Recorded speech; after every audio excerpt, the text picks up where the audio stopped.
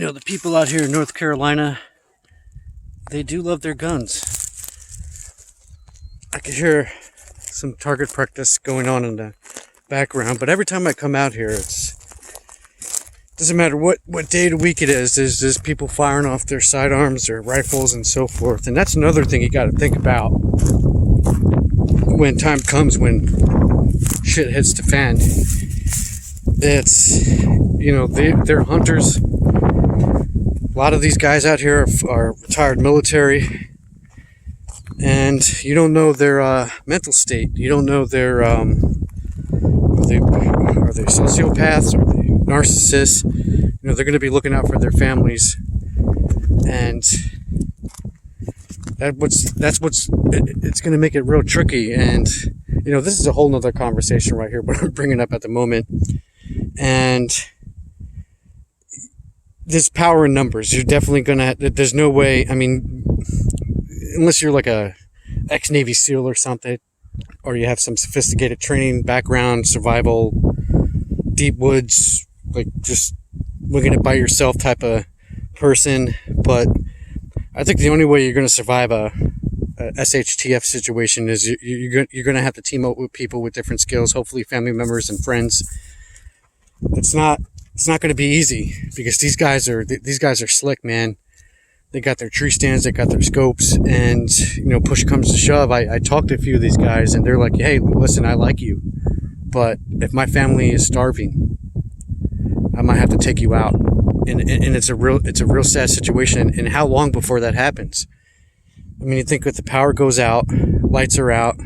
You see what happened with COVID, right? It's, you know, people start freaking out then.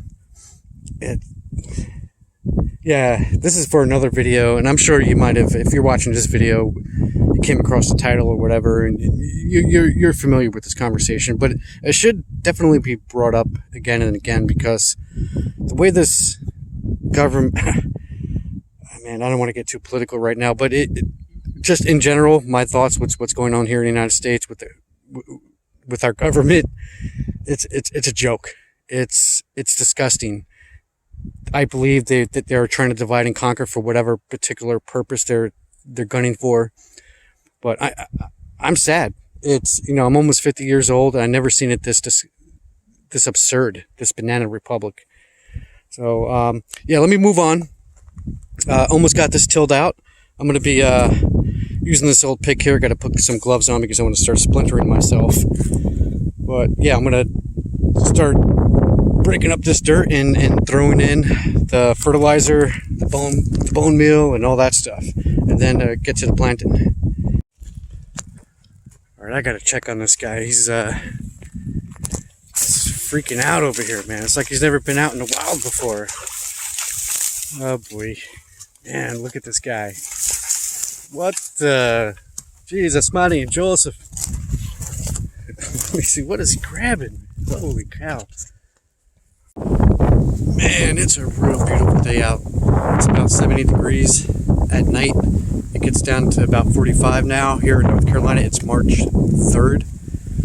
Mistake number one, I did not grab enough of this green fencing. So I'm not going to complete it today, maybe come back tomorrow, later on in the week. I'm going to be more concerned when the fruits and vegetables start growing, actually. So I'm going to come over here and show you exactly what I'm going to be mixing the soil with. I got some peat moss, which is good for moisture. Here, again, I had bone meal, phosphorus, which is good for root vegetables such as garlic, onions, potatoes. And I have the fertilizer, cow manure, right there. And once again, got the Miracle Growth raised bed soil, which has all the, oh wow, I hear some splashing going on over there. Oh man, he's gonna be sopping wet with mud.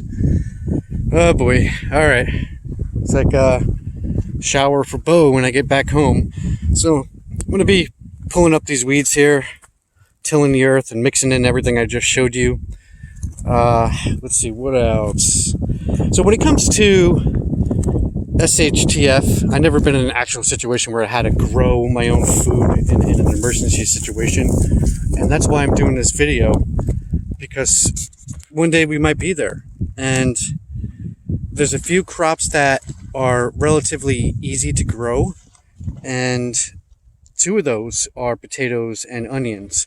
Now, you're wondering what nutrients that potatoes and onions have. Believe me, they do provide nutrients and minerals for the body, and if you can grow them, and if you have the ability to grow them in a location like this, you should take advantage.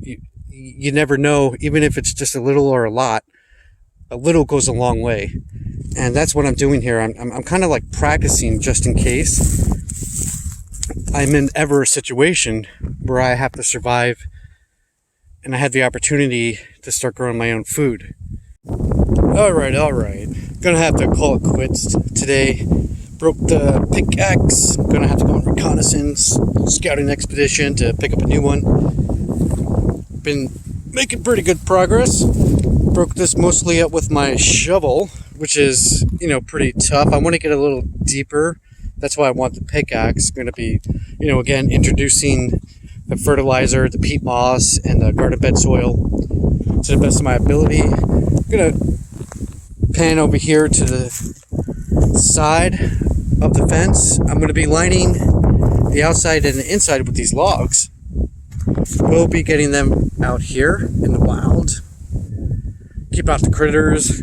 You're going to do your best.